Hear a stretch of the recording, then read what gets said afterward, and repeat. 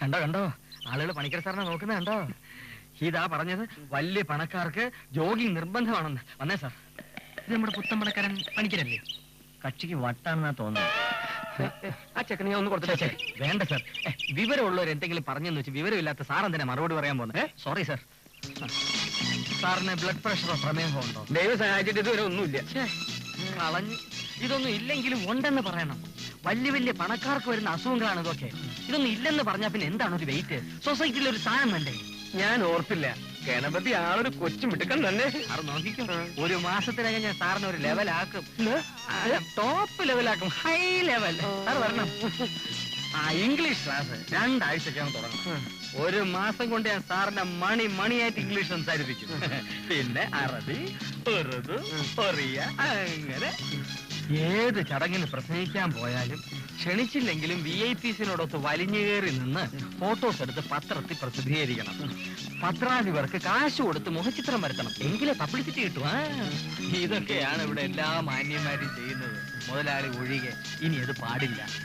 കാണിച്ചു തരാം. പറഞ്ഞതൊക്കെ ഓർമ്മയുണ്ടല്ലോ? ഓർമ്മയുണ്ട്. മുതലാളി, ഈ വൃത്തികെട്ട ഡ്രൈവറുടെ തോളിൽ കൈയിട്ടുകൊണ്ടുള്ള കൂട്ടുകെട്ട് നിർത്താൻ. അത് വളരെ ചീപ്പാണ്. മുതലാളിയുടെ വെയിറ്റ് കുറയും. ഈ പന്നിയുടെ അഹങ്കാരം മാറ്റണം. അവർ രണ്ട് പറഞ്ഞേ.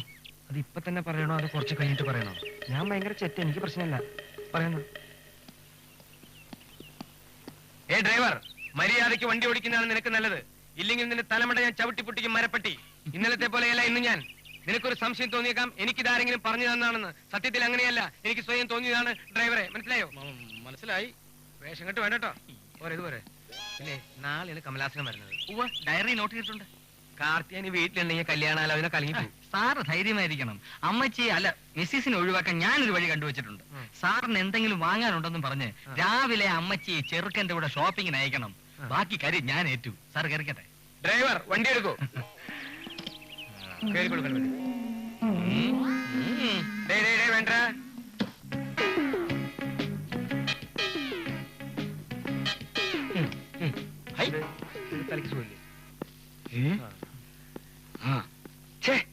ഈ സാധനത്തിന് കാണാനില്ലല്ലോ. മണി 10 എങ്ങോട്ടെങ്കിലും കൊണ്ടുപോക്കോ. 2 മണിക്കൂർ കഴിഞ്ഞ് അമ്മച്ചി ഇങ്ങോട്ട് കൊണ്ടുവരാവൂ. മനസ്സിലായോ? അതിന്റെ പരിപൂർണ ഉത്തരവാദിത്തം നിനക്ക്. ഏറ്റുമൊലാളി, നിങ്ങൾക്ക് എന്താ വാങ്ങാനുണ്ടെന്നേ പറയുന്നേ? കുറെ സാധനങ്ങൾ വാങ്ങാനുണ്ട്. ലിസ്റ്റ് അപ്പൂട്ടൻ കൊടുത്തിട്ടുണ്ട്. നീ വാങ്ങിച്ചാലേ ശരിയാവൂ. അതെ അതെ, അവസാനം വാങ്ങിച്ചോണ്ട് വരുമ്പോ എപ്പോഴും ചോദിക്കും നിന്റെ തലയിൽ എന്തോ നടി കളിമണ്ണാണോ, നീ ഏത് ഗോത്താരത്തുകാരിയാണെന്നൊക്കെ. ഇപ്രാവശ്യം അങ്ങനെ ഒന്നും പറയില്ല. ഞാൻ തന്നോടല്ലേ പറഞ്ഞത്. Sorry madam. എന്താ വിളിച്ചത്? മാഡം എന്ന് പറഞ്ഞാൽ ഇംഗ്ലീഷിൽ റെസ്പെക്ട്ലി. താൻ അങ്ങനൊന്നും എന്നെ വിളിക്കണ്ട, ചേച്ചിനെ വിളിച്ചാ മതി. അവന്റെ ഒരു റെസ്പെക്റ്റില്ലേ. സമയായി. എന്തോന്നെ? ഞാനും വരുന്നു, എന്നെ സ്റ്റുഡിയോയിൽ ഡ്രോപ്പ് ചെയ്താൽ മതി. അല്ല മോളെ, ഫോട്ടോ നാളെ വാങ്ങിയപ്പോ. എന്താ അച്ഛാ? അച്ഛൻ ഇവിടെ ഒറ്റയ്ക്കല്ലേ ഉള്ളൂ. He's alone here. ഒറ്റയ്ക്കല്ലേ? ഒറ്റയ്ക്കല്ലേ? ഒറ്റയ്ക്കേ ഉള്ളൂ എന്ന് പറഞ്ഞതാ. നീ വാ മോളെ. പാടാപ്പൂട്ടാ. മോളെ, അച്ഛൻ ഒറ്റയ്ക്കുള്ളൂ കേട്ടോ. ഓക്കെ. സമാധാനായി. സമയമായി, അവരെത്താറായി. നമുക്ക് ഡ്രോയിങ് റൂമിലോട്ട് പോവാം. കൈ പോക്കറ്റിലിടൂ, തല ഉയർത്തിപ്പിടിച്ച് ഗമേ നടക്കൂ. തൈ എവിടെ? തൈ കെട്ടി മാല കല്ലടൂ. അപ്പൊ പറഞ്ഞതൊക്കെ ഓർമ്മയുണ്ടല്ലോ. സ്വത്തിന്റെ കാര്യം പറയുമ്പോ ഉള്ളതിന്റെ ഡബിൾ ആക്കി കാച്ചേക്കണം. ഓക്കെ, ഞാൻ നോക്കിക്കോ. അവരാണ് വരുന്നത് തോന്നുന്നു. സിഡോൺ സാർ. Thank you.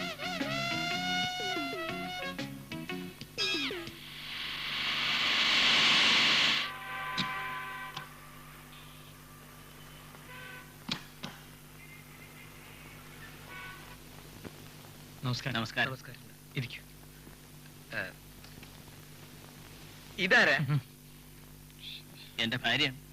കണ്ടപ്പോ എനിക്ക് തോന്നി. ഞാൻ ഗണപതി, ഇദ്ദേഹത്തിന്റെ പ്രൈവറ്റ് സെക്രട്ടറിയാണ്. എനിക്ക് ഈ പ്രഷറിന്റെയും ഡയബറ്റിക്സിന്റെയും കുഴപ്പമുണ്ട്. അധികം കാശുണ്ടായ ഇതാ കുഴപ്പം. ഈ വീട് വെക്കാൻ എനിക്ക് 10 ലക്ഷം രൂപ ചെലവായി. മിസ്റ്റർ കമലാസന് എത്ര ലോറികളുണ്ട്? എനിക്ക് ലോറികൾ ഒന്നുമില്ലേ? അയ്യേ, എനിക്ക് 25 ലോറികളുണ്ട്. ലക്ഷ്മി ട്രാൻസ്പോർട്ട് സർവീസ് കമ്പനി സാറിന്റെ മകളുടെ പേരില്ല. നിങ്ങൾ പരമ്പരാഗതമായിട്ട് വലിയ ബിസിനസ്സുകാരാ. എന്റെ അച്ഛനെ കുറിച്ച് കേട്ട് കാണും. ഭാനു പണിക്കർ സ്റ്റീലിന്റെ ബിസിനസ് ആയിരുന്നു. സാറിന്റെ വൈഫിന്റേതും വലിയ കുടുംബമാ. അരുവിക്കര തറവാടെന്ന് കേട്ടാൽ പ്രസിദ്ധ, എല്ലാവരും അറിയും. ദാഹിച്ച് വലഞ്ഞു കയറി ചെല്ലുന്നവന് ദാഹം തീർക്കാൻ ഐസിട്ട് പശുവും പാൽ കൊടുക്കുന്ന തറവാടാണ്. എന്തിനാ അതൊക്കെ ഇവിടെ പറയണേ? അവർക്ക് ടെക്സ്റ്റൈൽ ബിസിനസ്സാ. ഭാര്യ എവിടെ? അവർ വിമൻസ് ക്ലബിൽ കുക്കിംഗ് ഗ്യാസ് എടുക്കാൻ പോയിരിക്കാം. കുക്കിംഗ് ക്ലാസ് എടുക്കാൻ പോയിരിക്കാണ്. കുക്കിംഗ് വെക്കുന്ന ഗ്യാസ്. സാറിന്റെ ഭാര്യയെ കണ്ട കൽക്കട്ടയിലോ ഡൽഹിയിലോ പഠിച്ചതാണെന്ന് പറയേയില്ല. ചേട്ടാ, ഇന്ന് എന്തൊക്കെയാ നടന്നറിയാമോ? ഞാൻ ആ ചെട്ടിയാരുടെ കടയിൽ കയറി കൺമഷി, ചാന്ത്, പൗഡർ, തലയിലെ പേമ്പൊന്ന് മരുന്നും ഒക്കെ മേടിച്ചിട്ട് തിരിഞ്ഞു നോക്കുന്നു. ആ പൂക്കുട്ടനെ കാണാനില്ല. ഞാനെന്തെടുത്തു? തൊട്ടടുത്തുള്ള ആര്യഭവാൻ ഹോട്ടലിൽ കയറി ഒരു ചായയും ഒരു ഗോതമ്പിന്റെ ഉണ്ടയും വാങ്ങിച്ചു നിന്നിട്ട് കുറെ നേരം വെയിറ്റ് ചെയ്തു. എന്നിട്ടും കാണുന്നില്ല. പിന്നെ ഒരു ഓട്ടോ എടുത്ത് ഞാൻ ഇങ്ങോട്ട് പോന്നു. ആരാ ചേട്ടാ ഇവരൊക്കെ? ഇത് കമലാസനും ഭാര്യയാണ്. കുക്കിംഗ് ക്ലാസ് എടുക്കാൻ പോയിരുന്നാണോ? എന്താ ചേട്ടാ ഇവർ ചോദിക്കുന്നേ? അല്ല ചേച്ചി അസലായിട്ട് പാചകം ചെയ്യുമെന്ന് സാറ് പറഞ്ഞു. അങ്ങനെ ചേട്ടൻ പറഞ്ഞോ? ആ. അങ്ങനൊന്നും ഇല്ല. പക്ഷെ ഉണക്കയില തേങ്ങ അരച്ച് കൊടമ്പുളി ഇട്ട് ഞാൻ നല്ല അസലായിട്ട് വെക്കും. ചേട്ടന് വലിയ ഇഷ്ടമാ. എന്നാലും എന്റെ അച്ഛന്റെ കഴിവിന്റെ ഒരു അംശം പോലും എനിക്ക് കിട്ടിയിട്ടില്ല. കേട്ടിട്ടില്ലേ അരിവെപ്പുകാരൻ ഭാർഗവന്? കാർത്തിയാനി, എന്തോ ചായ കൊണ്ടുവരൂ. ഇപ്പൊ കൊണ്ടുവരാം. പണിക്കരുടെ അച്ഛൻ എന്ത് ബിസിനസ് ആയിരുന്നു പറഞ്ഞത്? സ്റ്റീൽ. എന്തോന്നാ? സ്റ്റീലിംഗ്. അയ്യോ, ഞാൻ പറയാം സാറേ, പേപ്പർ താരം കുപ്പി കച്ചവടം. എന്റെ അച്ഛന്റെ വലിയ കൂട്ടുകാരനായിരുന്നു. പറഞ്ഞാ നിങ്ങൾ അറിയും. ടെലിഫോൺ കമ്പി മോഷണത്തിന് പണ്ട് ജയിലിലാക്കിയില്ലേ കമ്പി ജനാർദ്ദനൻ? ആ, കേട്ടിട്ടുണ്ട്. അത് തന്നെയാണ്. ഞാൻ പോയി ചായ ഇട്ടുകൊണ്ട് വരാം. എന്റെ സാറ് തീ തിന്നുകയാണ്. സത്യം പറയാം, പരമ്പരാഗതമായി ഭ്രാന്തുള്ള തറവാട്ടിലേതാണ് അമ്മച്ചി. എവിടെയൊക്കെ കാണിച്ചു, ഒരു പ്രയോജനവും ഇല്ല. പണ്ട് ദരിദ്രരായിരുന്നെന്ന തോന്നലാണ് ഇപ്പോഴും മനസ്സിൽ. അതാണ് അസുഖം. എങ്ങനെ കഴിഞ്ഞിരുന്നവരാ? ഇപ്പൊ പറഞ്ഞു കേട്ടില്ലേ, സ്വന്തം അച്ഛൻ അരിവെപ്പുകാരനായിരുന്നെന്ന്. ഒരു ഓർമ്മയില്ല. നമുക്ക് പോവാം. അപ്പൊ ചായ ഞങ്ങൾ ഇറങ്ങട്ടെ. അല്ല, കല്യാണത്തിന്റെ കാര്യങ്ങളെ കുറിച്ച് ഒന്നും പറഞ്ഞില്ല. സ്ത്രീധനം എത്ര വേണമെങ്കിലും തരാം. ഞാൻ മകനുമായിട്ടൊന്ന് ആലോചിക്കട്ടെ, പിന്നെ കാണാം. ഹോ, ദൈവം തക്ക സമയത്ത് ഭ്രാന്താണെന്ന് പറയാനുള്ള ബുദ്ധി എനിക്ക് തോന്നിപ്പിച്ചല്ലോ. ഭാഗ്യം. അപ്പൊ എന്റെ മോൾക്കും ഭ്രാന്താണെന്നല്ലേ താൻ പറഞ്ഞതിന്റെ അർത്ഥം? മോക്ക് ഭ്രാന്തില്ലാന്ന് ഫോൺ ചെയ്ത് പറഞ്ഞേക്കാം. ഇപ്പൊ പറയണം. അയ്യോ, മുതലാളി ചതിച്ചു, തൊലഞ്ഞു. ഞാൻ ഇനി ജീവിച്ചിരുന്നിട്ട് കാര്യമില്ല. ഞാൻ ഒരു പാക്കിന് ബീഡിയും മേടിച്ച് തിരിഞ്ഞു നോക്കുമ്പോ കൊച്ചമ്മയെ കാണാനില്ല. പുറപ്പെട്ടു പോയതാണോ എല്ലാവരും കൂടെ ഓടിപ്പോയതാണോ? നമുക്ക് പത്രത്തിൽ കൊടുക്കാവോ? അതോ പോലീസ് സ്റ്റേഷനിൽ കൊടുത്തപ്പോ?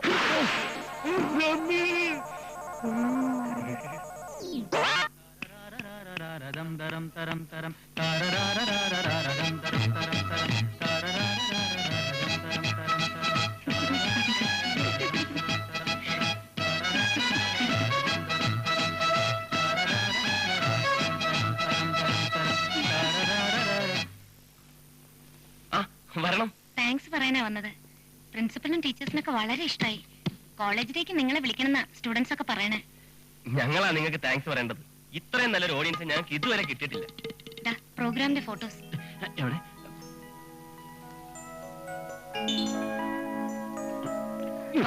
സിനിമയിൽ ട്രൈ ചെയ്തൂടെ? ആഗ്രഹമുണ്ട്. All the best. Thank you. എന്നാ ഞങ്ങൾ ഇറങ്ങട്ടെ. ആ. വരട്ടെ. ശരി.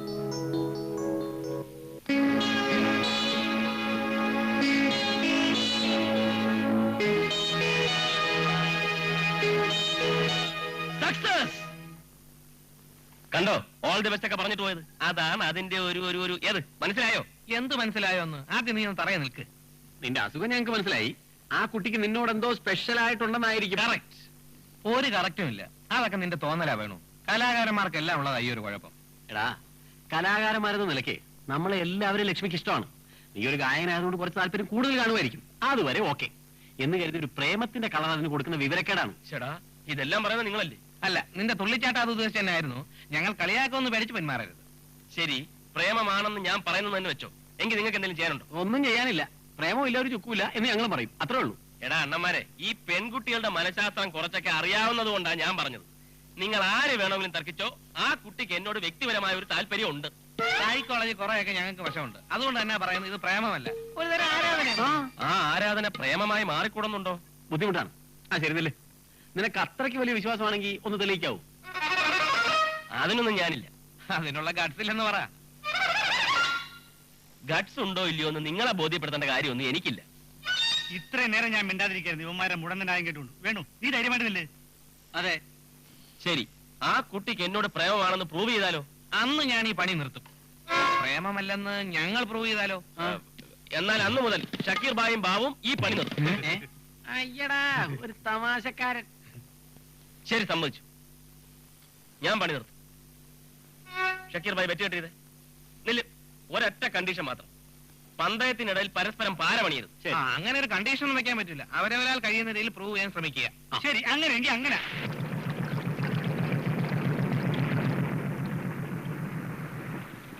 ഞങ്ങൾ എന്താ ചെയ്യേണ്ടത് അത് പറ. ലക്ഷ്മിയുടെ മൂവ്മെന്റ്സ് ഒന്ന് വാച്ച് ചെയ്യണം.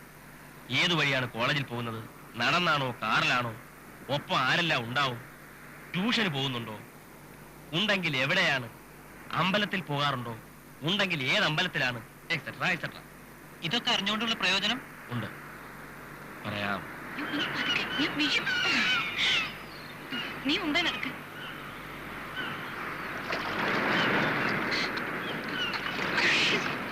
വാ.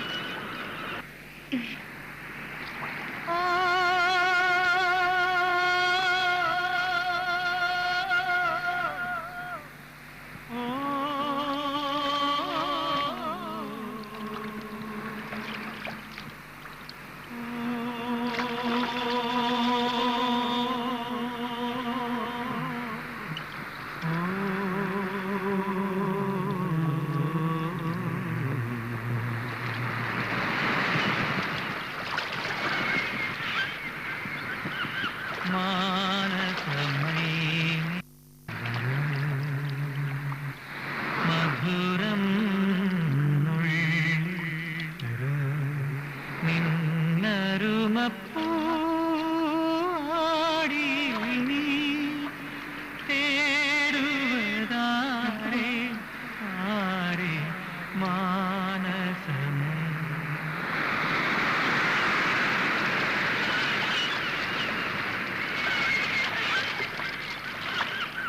രക്ഷയില്ല.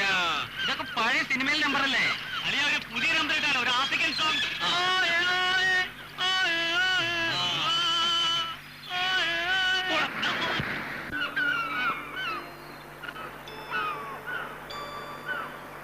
സന്യാസിനി നിൻ പുണ്യാശ്രമത്തിൽ ഞാൻ സന്ധ്യാപുഷ്പവുമായി വന്നു.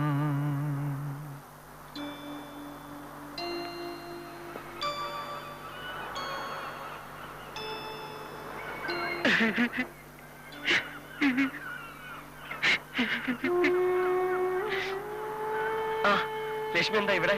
2-3 ദിവസമായി ചോദിക്കണമെന്ന് വിചാരിക്കുന്നു. എന്താ വേണം ഇത്ര വലിയൊരു ഡിപ്രഷൻ? എന്തിനാണ് ഇപ്പൊ കരഞ്ഞത്? കരഞ്ഞെന്നോ? ആര്? ഞാനോ?